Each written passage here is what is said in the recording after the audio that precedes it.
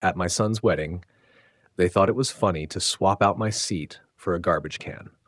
Lighten up, it is just a joke. Do not be so dramatic, my daughter-in-law said. The guests burst out laughing, but their smiles froze when I pulled out the DNA results for my grandson. Silence fell over the room. Before we continue, please subscribe to stay updated on our latest stories. Looking back, I should have realized something was off the moment I walked into the hall and checked the seating chart. My finger ran down the neat rows of names written in fancy script: Castellano, Dunlap, Pendergrass. But nowhere did I find mine. No Russell Thatcher listed at all. "Excuse me," I said to the young woman holding a clipboard, her polished smile rehearsed from countless events. "I cannot seem to find my table number." "I am Russell Thatcher, the groom's father." Her smile flickered for a moment before she answered, "Let me check with the bride about that." She hurried off, leaving me standing alone in my best navy suit, the one I had carefully chosen for Gerald's big day. I had spent 4 months planning, getting the alterations right, and trying to look the part of a proud father. And now, for the first time, I felt like an outsider at my own son's wedding. When she came back, she was not alone. Vera herself trailed behind her, glowing in a gown of white that shimmered under the lights. Her blonde hair was pinned in some elaborate style that probably cost more than my monthly rent. She was only 27, with that untouchable confidence of someone who had never been told no. "Oh, Russell," Vera said, her voice coated in sugar, though her sharp green eyes told a different story. "I am so sorry for the mix-up. We had to shuffle the seating chart at the last minute." "Of course," I said. "Where would you like me to sit?" Her smile stretched wider, and for a moment I thought I saw something cruel in her expression. "Follow me. I will take you to your special spot." Despite the confusion, my chest swelled. Maybe she had prepared something thoughtful. Maybe, after all our tension over the last year, she was trying to build a bridge on her wedding day. I followed her past the decorated tables lined with white roses and gold trim, past the polished dance floor where I imagined my son would soon take his first dance as a married man. We moved beyond the family tables where her relatives sat comfortably. Still, we kept walking. "Where are we going?" I asked, my voice carrying a hint of unease. "Just a little farther," Vera answered, her heels clicking sharply against the marble floor. "I wanted you to have the perfect view." We rounded a corner and she stopped. "Here we are. Here we are." I froze. Against the wall near the coat check, partially hidden behind a giant potted plant, was a metal folding chair. Beside it stood a tall silver trash can. "I do not understand," I whispered. Vera laughed lightly, as if she had just told the most clever joke. "That is your seat, right by the garbage can. Perfect, is it not?" My stomach sank. This cannot be serious. "Oh, but it is," she said, her sweetness now edged with venom. "Do not be so dramatic, Russell. It is just a joke, and honestly, it suits you."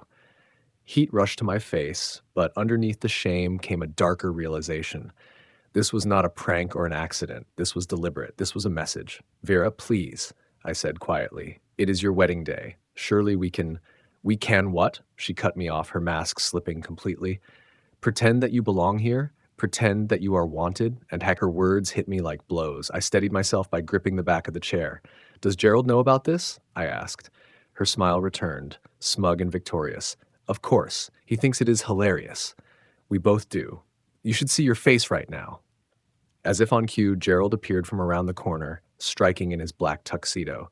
My heart lifted for a second. Surely he would stop this nonsense. "Dad, did Vera show you your seat?" His grin was wide, genuine. For a split second, I believed he would defend me. My own son, the boy I had raised alone after his mother walked out, the child I had supported with 2 jobs just to get him through college, was laughing at my humiliation. "Gerald," I said carefully, "you cannot possibly think this is acceptable." He shrugged, pulling Vera close. "Come on, Dad. Do not be so uptight. It is just a joke. You are always too serious." Behind them, I noticed wedding guests turning to watch, whispering, pointing. Some chuckled openly. My cheeks burned as the spectacle grew. "See?" Vera announced, her voice rising so everyone could hear. "He cannot even take a joke. No wonder Gerald wanted distance from all that negativity." The crowd laughed again, and I stood there, exposed and humiliated in a way I had not felt since I was a kid. These people, Gerald's friends, Vera's family, even some of his coworkers, They were all standing there, watching me get torn down, and they were enjoying every second of it. I looked at my son one last time, searching his face for even a trace of the boy I had raised with so much care. But all I saw was him gazing at Vera like she was the only person on earth. The devotion in his eyes told me everything. I had already lost him. "Well," I said, keeping my voice steadier than I actually felt, "thank you both for showing me exactly where I stand." I lowered myself onto that folding chair with as much dignity as I could manage. The cold metal pressed against my back, the garbage can beside me gave off the sour smell of leftover food from cocktail hour, but I stayed put. I refused to give them the satisfaction of watching me flee. As the crowd dispersed, still whispering and laughing about the father-in-law who couldn't take a joke, I sat there in my navy suit, hidden behind a potted plant, watching my son's wedding play out from the shadows. Every burst of laughter from the reception hall stabbed into me like a knife. But underneath that pain, something else was forming, a quiet, steady anger. And beneath that anger, an old suspicion began to stir again, one I had tried to push aside for months. Something about Vera's pregnancy timeline had never added up. If they wanted to treat me like trash, maybe it was time I stopped ignoring the cracks in their story. That folding chair became my prison for almost 4 hours. I sat there listening to the music, the toasts, the clinking of glasses, all of it a celebration I was no real part of. And with each passing minute, more uncomfortable memories started resurfacing. It had been exactly 10 months earlier when Gerald first brought Vera home. I remember the day clearly. It was my birthday. I had been hoping for a simple dinner with my son. Instead, he showed up with this beautiful young woman who immediately took over the evening. She shifted the conversation, rearranged the seating, even made suggestions about the food I had cooked. "Gerald has told me so much about you," she said that night, smiling politely but never quite meeting my eyes. "I hope we can be close." 7 weeks later, they were engaged. 4 months after that, she was pregnant. The speed of it all had worried me at the time, but Gerald was so thrilled, so completely wrapped up in her, that I swallowed my doubts. Young love, I told myself. Sometimes it just moves fast. But sitting at that wedding beside a garbage can, my doubts came rushing back in full force. Owen, the baby, had been born only 7 months after Gerald introduced Vera to me. 7 months. They insisted he had come early, but the boy weighed 8 pounds 6 ounces, hardly what you would expect from a premature birth. When I gently questioned it, Vera had snapped at me. "Are you calling me a liar about my own pregnancy?" she had hissed. "Some babies grow quicker than others. Maybe if you had raised more children, you would understand." That cut deep. I had wanted more kids, but Gerald's mother left when he was only 4 years old, and I never found anyone else I trusted enough to bring into our lives. Vera knew exactly how to dig into those wounds, and she used it. From my corner of the reception, I watched Owen being passed around among Vera's family. He was a striking baby, with thick dark hair and serious brown eyes that seemed to study everything. He was 9 months old now, pulling himself up on chairs, babbling in that sweet way babies do. But those eyes, they bothered me. Not because they were strange, but because they looked nothing like Gerald's bright blue ones, and they were nothing like Vera's green eyes either. In fact, scanning the room, I did not see anyone else with Owen's deep brown eyes and sharp features. I tried to shake it off. Genetics are unpredictable. Babies do not always resemble their parents, especially early on. Maybe I was letting my hurt cloud my judgment. But then I remembered another moment, just 4 months earlier. I had dropped by Gerald and Vera's apartment without warning. A piece of mail for them had been sent to my house by mistake, and I thought it would be a nice excuse to see Owen. When I knocked, I heard Vera inside, her voice raised in what sounded like a heated argument. "You need to stay away," she was saying. "I told you 100 times, it's over. I am married now, and that is final." When she opened the door, her face was flushed, her usual control shaken. "Russell, what are you doing here?" "Just dropping off some mail," I said, holding out the envelope. "Everything all right? You sound upset." "Oh, just a telemarketer," she said quickly, though her hands trembled as she took the letter. "You know how persistent they can be." I asked if I could see Owen for a few minutes, but she blocked the doorway. "Actually, this is not a good time. He is napping, and I have important calls to make." The door clicked shut before I could protest. Looking back, I am certain that call had nothing to do with the telemarketer. The tone, the words, it sounded personal, intimate even, like she was cutting ties with someone from her past, or maybe her present. Another memory surfaced from the day Owen was born. I had been at the hospital holding him for the first time, overwhelmed with pride. A nurse leaned over and said casually, "He has such distinctive features for a newborn. Usually takes a few months for their real look to settle in, but this little guy already knows who he is." At the time, I smiled, taking it as a compliment. But now, sitting at that wedding behind a potted plant, the comment carried a whole new weight. I started to wonder if that nurse had been hinting at something more than I realized. By the time those thoughts hit me, the reception was winding down. The cake had been sliced, the bouquet tossed, the first dance already over. Gerald looked the happiest I had ever seen him, spinning Vera across the dance floor as the crowd clapped and cheered them on. They looked like a couple in love, or at least, Gerald did. But I knew how love could blind a man. I had learned that the hard way from Gerald's mother. She had been sweet and attentive right up until the day she cleared out our joint account and ran off with her boss. As I finally stood from that freezing chair, my legs stiff from hours of sitting in humiliation, I made up my mind. If Vera thought she could treat me like garbage, if she wanted my son to see me as nothing more than dead weight, then maybe it was time I stopped playing the role of a man with something to protect. I would start acting like someone with nothing left to lose. I walked over to where Owen was sleeping peacefully in his carrier, tucked among the gifts and flowers. His little face was calm in sleep, but even like that, those brown eyes and sharp features seemed to speak louder than words. They told a story that had nothing to do with my blue-eyed, round-faced boy. "Beautiful kid," I said, just loud enough for Vera to hear across the room. "He's going to break hearts when he gets older." Her head snapped in my direction, eyes narrowing. For just an instant, I saw fear flash in her face before she smoothed it over with a smile. That was interesting.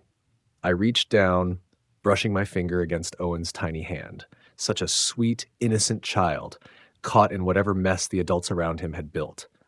He deserved better than lies. And so did Gerald. As I walked toward the exit, I felt strangely lighter. Not because the humiliation had gone away.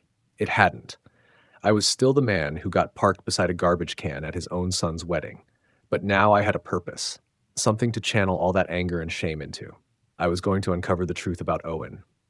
Revenge? Maybe that was part of it. I would not deny how much I wanted to wipe that smug grin off Vera's face. But more than that, my son deserved to know who he had really married and what kind of life he was building. If I was right, this wedding was built on lies. If I was wrong, at least I would know the truth and maybe, just maybe, find a way to make peace with a family that clearly wanted no place for me. Either way, I was finished being the father who sat quietly beside the trash. I was still his father. And even if Gerald didn't want protecting, I wasn't going to stop. A week later, I sat at my kitchen table with the yellow pages spread out, my hands trembling slightly as I flipped to the section for private investigators. The whole idea felt foreign, almost ridiculous. I shut the book twice, telling myself it was too extreme. But every time I hesitated, I pictured that folding chair, that garbage can, and Gerald's laughter at my humiliation. The first investigator I called seemed to deal mostly with cheating husbands and phony insurance claims. The second hung up the moment I mentioned my daughter-in-law. But the third call brought me to Helen Kowalczyk, a retired police detective now running her own small agency. She understood right away. Family cases can be tricky, she told me over the phone. But if there are doubts about paternity, especially with a child involved, those answers matter. Can you come in tomorrow? Her office was in a modest strip mall, sandwiched between a dry cleaner and a tax service. She was a compact woman in her 50s, with kind eyes and gray hair tied back in a simple ponytail. She listened without a hint of judgment as I laid out everything. The rushed engagement, the pregnancy timeline, the birth, my nagging doubts. She took careful notes in neat handwriting. "The timeline doesn't make sense," she said finally. 7 months from meeting to birth. They claimed the baby came early, but the wait was full term. And you say the boy doesn't resemble either parent? Not at all, But I know genetics can surprise you. I could be wrong. That's what DNA is for, Helen said with a faint smile. But let me be clear, if your suspicions are right, this will tear apart your son's marriage, and it may destroy your relationship with him permanently. Are you ready for that? I thought of Gerald at the wedding, looking at me like I was nothing. That bond is already broken. At least this way, if I'm right, he will know the truth. And if I'm wrong, then I'll know I was wrong, and maybe I can accept it. She nodded. Fair enough. To run a DNA test, I'll need samples from your son and from the child. The child's is usually simple, a pacifier, bottle, anything he's used. Your son's might be harder. My stomach tightened. I barely see Owen anymore. Vera makes sure of that. And Gerald. I trailed off, realizing how completely I had been cut out of their lives. Let me do some background work first, Helen offered. I'll look into Vera's past. Sometimes the truth shows up in places people never expect. The next week passed in a blur. Outwardly, I went through the motions, my 11-year job at the library, buying groceries, taking my evening walks through the neighborhood. But inside, I was elsewhere, waiting. The call came on Wednesday evening while I was heating up leftover soup. Russell, it's Helen. I found something on Vera's past. Can you come in tomorrow? I barely slept, my mind spinning with possibilities. The next afternoon, I walked into her office and saw a thick manila folder on her desk. Vera wasn't fully honest, Helen said straight away. She told your son she lived in Boise, worked as a marketing coordinator for a firm that closed. True, but not the whole truth. She slid a photo across the table. Vera at a casual outdoor party, her arm around a tall, dark-haired man with sharp features and deep brown eyes. The resemblance to Owen hit me like a punch. His name is Craig Holbrook, Helen explained. They dated almost 2 years, lived together for the last 8 months. Then she left town suddenly. When? I asked, already knowing. About 7 weeks before she met your son. Broke her lease, claimed she had a job offer. The timeline was crushing. 7 months later, Owen was born. Helen's voice softened. I spoke with Craig. He believes Vera was pregnant when she disappeared. My stomach twisted. He knows about Owen? Not by name, but he knows she carried his child. He's been trying to find her for almost 2 years. I studied the photo again. The same jawline, the same crooked smile, a stranger in Boise searching for his son while Gerald raised him unknowingly. What kind of person does this? I muttered. Someone skilled at starting over, Helen said firmly. Craig's a stable man with a good job, but Vera decided she could do better. The truth snapped together with painful clarity. She'd left Boise pregnant, latched onto my trusting son, and convinced him the baby was his. I need that DNA test, I said, my voice steadier than it had been in weeks. Are you certain? Proof will shatter their marriage and maybe your bond with Gerald.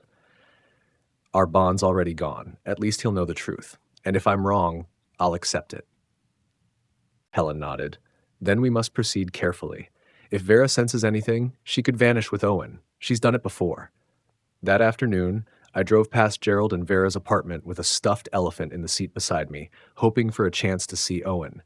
But fear rooted me in the car, fear of what the test might reveal or not reveal. I was still frozen when Vera appeared, pushing Owen in his stroller, chatting easily with a neighbor, laughing like any young mother. But now I knew better. I knew about Craig Holbrook, about Boise, about the lies.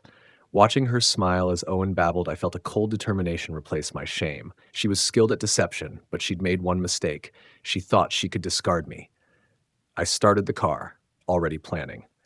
Helen was right. We needed caution, but caution didn't mean standing still. The chance came faster than I expected.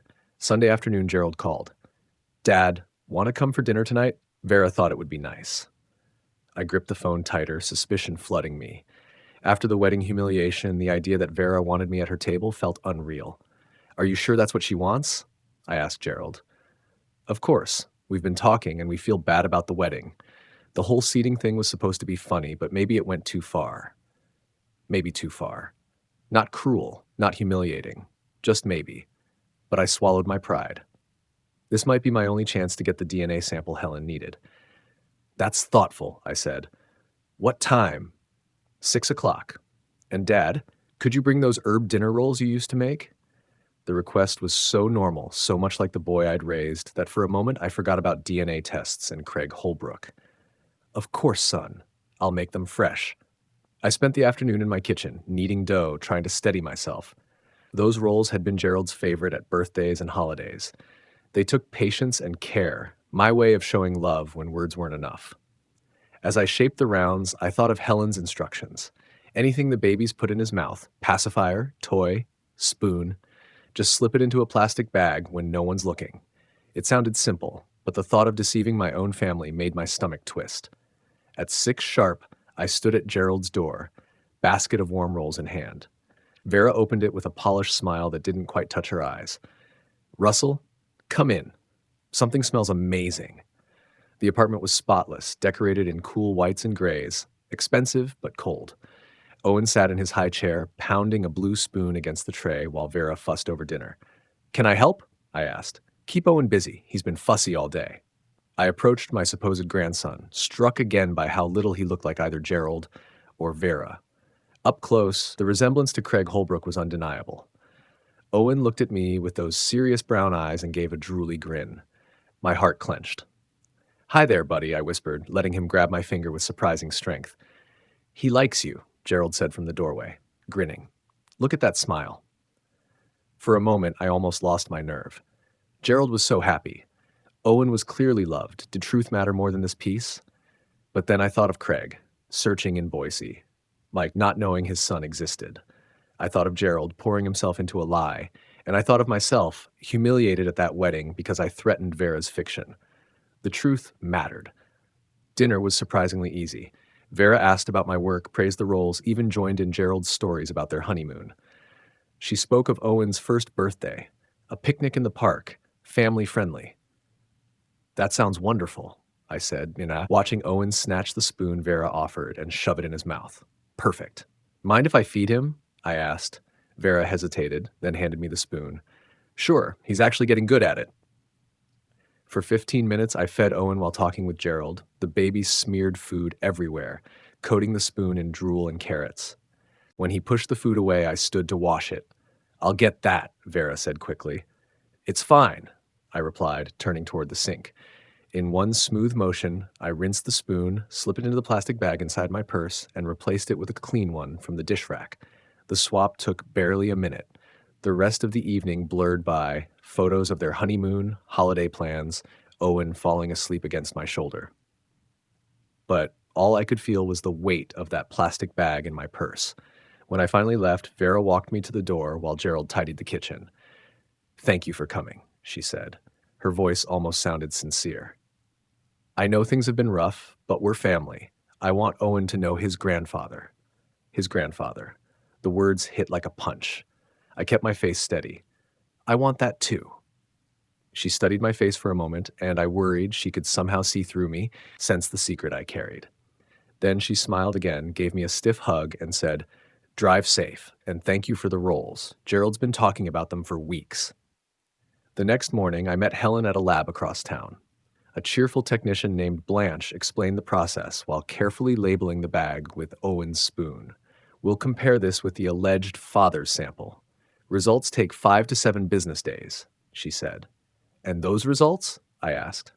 If there's a biological match, we'll know with 99.9% accuracy. If not, we'll know that too. 5 to 7 business days, both forever and no time at all. Helen must have read the doubt on my face. Second thoughts? I thought of Owen's smile, Gerald's happiness, Vera's hug at the door. Then I pictured Craig Holbrook still searching for the child she had hidden from him.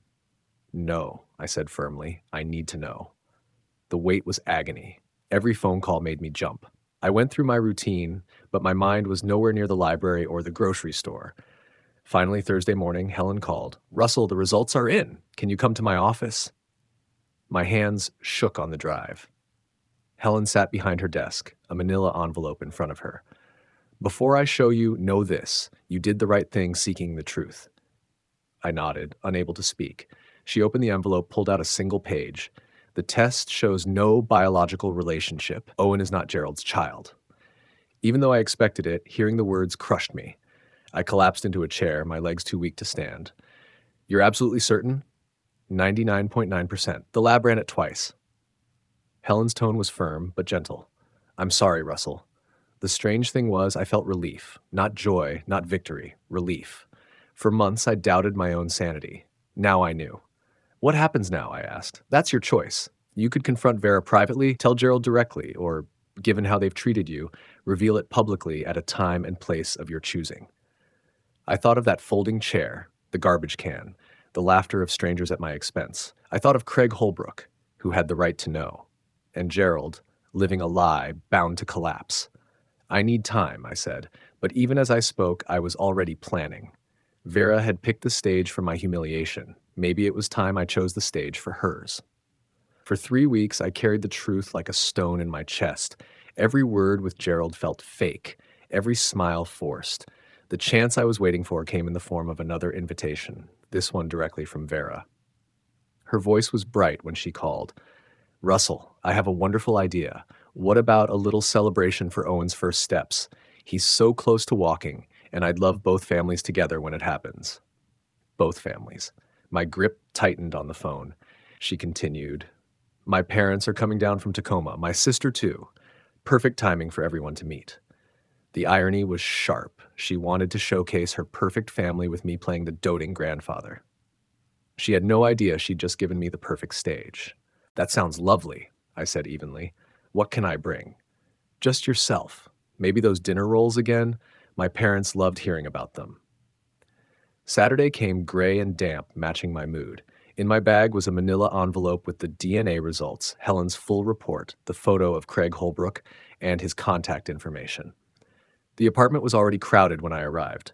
Vera's parents, Philip and Dorothy Pemberton, were polished people in their 60s, the kind of couple that wore wealth like a second skin.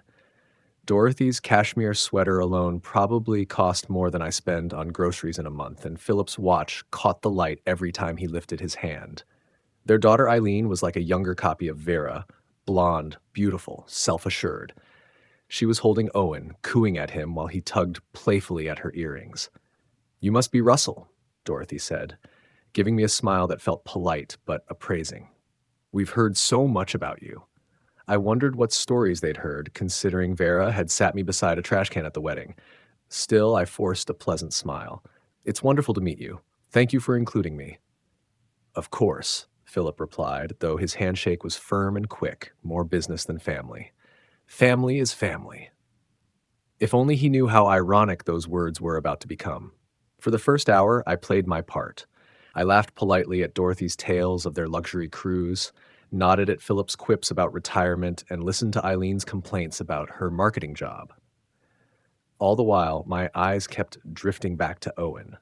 He was on the edge of something big, pulling himself up, wobbling along the furniture, his face lit with determination.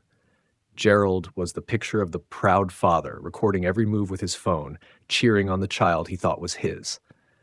The sight of it twisted something inside me, but I pushed it down.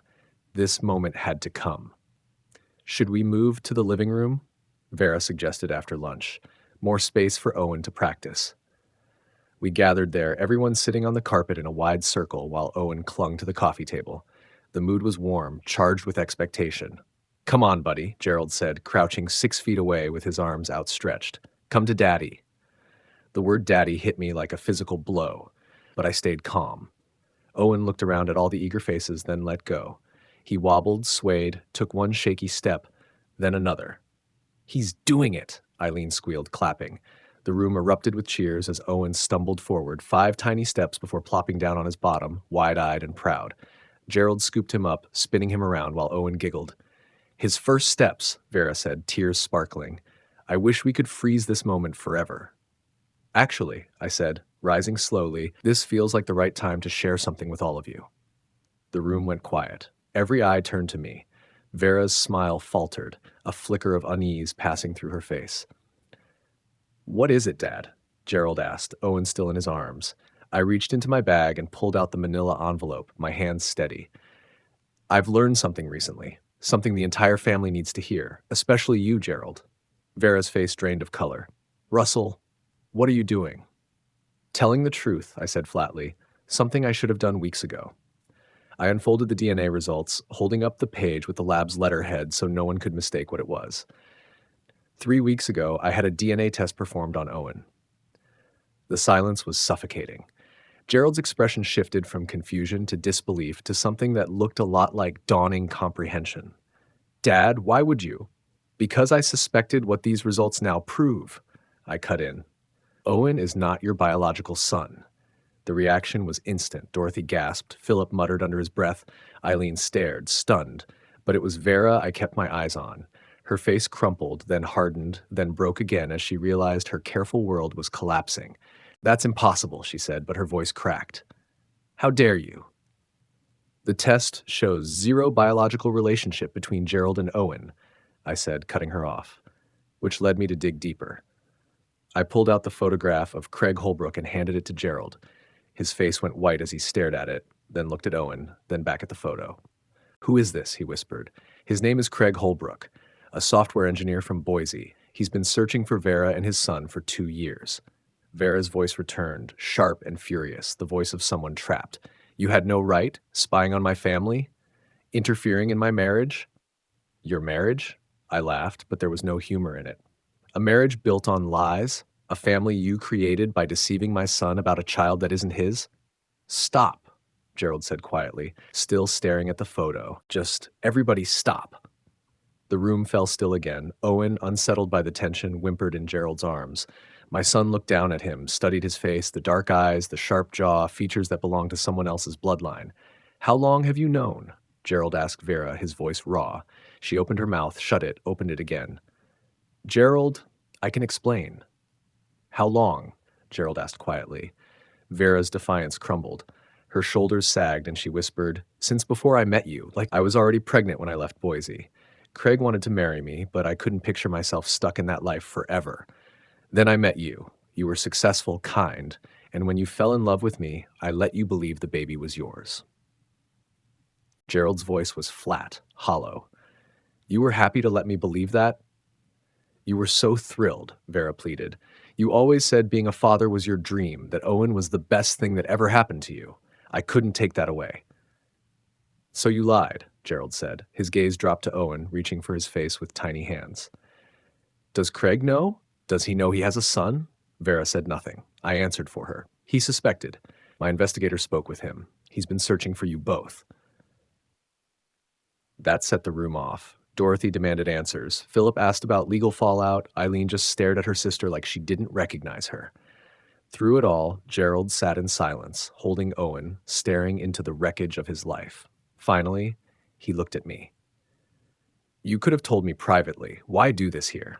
I thought about that folding chair, the garbage can, the whispers and laughter at my humiliation. But when I spoke, my voice stayed even. Because she's done this before, Gerald. She's skilled at twisting things, making people believe whatever works for her. I wanted witnesses. I wanted the truth undeniable.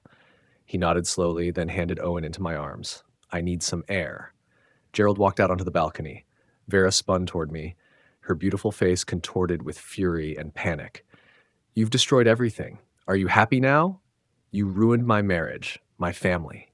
No, I said, holding Owen against my shoulder as he began to cry. You destroyed it the moment you built it on lies. All I did was expose the truth. I looked around the room at Vera's family, shaken, confused, blindsided, and I didn't feel triumph. What I felt was sadness. Sadness for the damage one person's selfishness could inflict. Yet beneath that sorrow came a strange lightness. For months I'd carried suspicion like a weight on my chest. Now the truth was in the open. 4 months later, I found myself back in my kitchen, kneading dough for dinner rolls. Not because anyone asked for them, but because the rhythm had become my meditation, a way to work through the storm that followed that day. The aftermath had been chaos, just as I'd expected. Vera's parents left that same evening, Dorothy barely speaking to her daughter. Eileen lingered, urging Vera to fix things somehow, but even she looked shaken by the scale of the betrayal. Within a week, Gerald filed for annulment, fraud as the cause. With DNA evidence and proof of deception about paternity, the case moved fast. Vera tried to fight, but her lawyer must have explained the futility. The hardest part, though, was watching Gerald say goodbye to Owen. He had loved that child regardless of blood. Biology doesn't erase the bond of long nights, feedings, first words.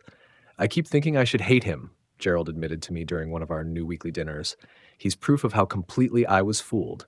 But when I look at him, You see an innocent child, I finished quietly. A baby who didn't choose any of this. Exactly, Gerald said. Craig Holbrook arrived from Boise less than 3 weeks after my revelation, and I expected resentment, maybe dislike. This was the man at the center of it all.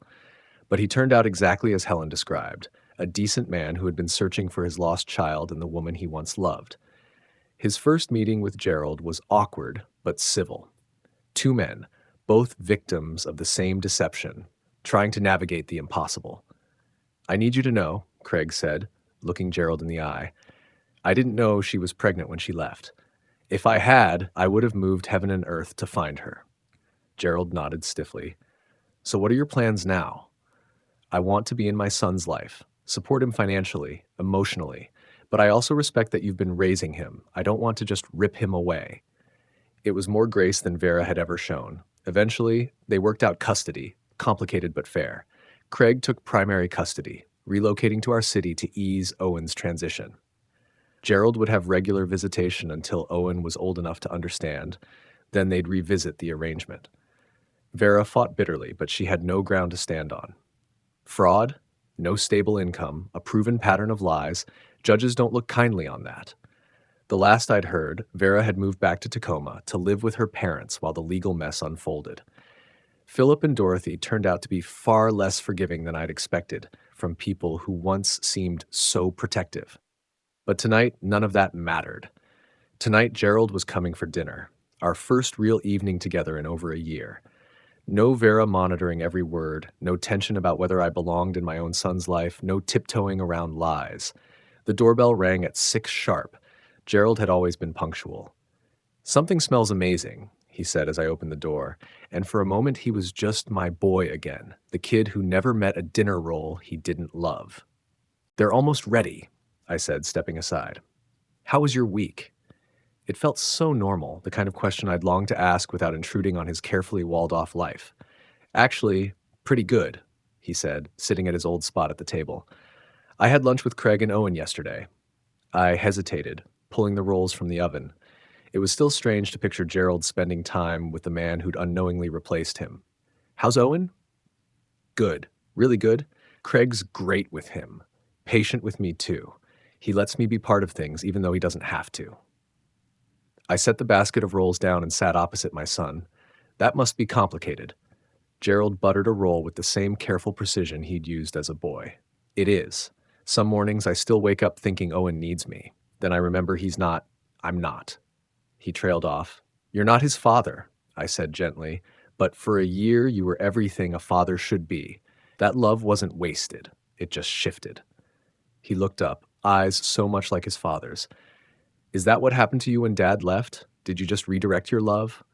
The question caught me off guard. We'd never spoken honestly about his father's abandonment. In a way, yes. All that love went into raising you. I'm sorry, Gerald said suddenly, for how I treated you, for laughing at that garbage can stunt, for choosing her story over yours. Tears stung my eyes. You fell in love. People do foolish things when they're in love. Trust me, I know. But you're my father. I should have protected you, not joined in humiliating you. You were protecting what you thought was your family. I understand. He reached across the table and took my hand. You saved me. If you hadn't discovered the truth, how long would it have gone on? Would I have spent years raising another man's child? I don't know, I said, but Owen deserves his real father. Craig deserves his son. And you deserve to build your life on truth, not lies. Even when it hurts? Especially then. We ate in comfortable silence, the kind I'd forgotten we could share. After dinner, Gerald helped me clear the table and wash dishes, slipping back into old rhythms as if the past year hadn't happened. I've been thinking about dating again, he said as we finished. Not seriously yet, but eventually. That's healthy, I said, hanging the dish towel. You're young. You have so much to offer. This time I'll do things differently, slower. Ask more questions. Maybe introduce them to my very smart father with good instincts. I laughed, feeling lighter than I had in months. Your very smart father who's also learned a thing or two about speaking up when something feels wrong. Good, Gerald said, hugging me tight. I need someone who'll tell me the truth, even when it's hard to hear. After he left, I sat with a cup of tea, thinking about the strange road that had brought us here. 6 months ago, I'd been the unwanted parent left by a garbage can while my family laughed. Tonight, I was simply Gerald's father again, trusted, heard, valued. The truth had been devastating at first. Marriages had ended, families split, and a child had been caught in the middle of lies he never asked for. But for me, the truth had been freeing. No more walking on eggshells. No more pretending cruelty was just a joke. No more letting anyone treat me as less than I am. My phone buzzed. A message from Craig, Owen crossing a playground, taking steady steps among other kids. The text read simply, "Thought you'd like to see how steady he's getting." I smiled, staring at the boy who wasn't my blood but would always hold a place in my heart. Arms outstretched, face lit with joy, he was learning to walk free of the lies that had marked his early life. And in my own way, so was I. I texted back, "He looks happy and healthy. Thank you for including me." Craig replied almost instantly, "You're the one who made this possible. We'll always be grateful." Real family, I thought. Not the false one built on deception, but the messy, honest kind that comes from truth. I set my phone aside, picked up my book, and sank into my chair. Tomorrow I'd go to work at the library, maybe call an old friend, maybe stop by the farmer's market. Simple things, mine to choose, without worrying about anyone else's approval. The truth had hurt, but it had set us all free. For the first time in over a year, I felt firmly in my own life, valued, respected, loved, without needing to shrink myself. Not all victories are loud. Sometimes the greatest triumph is quiet, the knowledge that you chose dignity over lies, truth over convenience, courage over comfort. To hear the next story, click the box on the left. And as always, thank you for watching.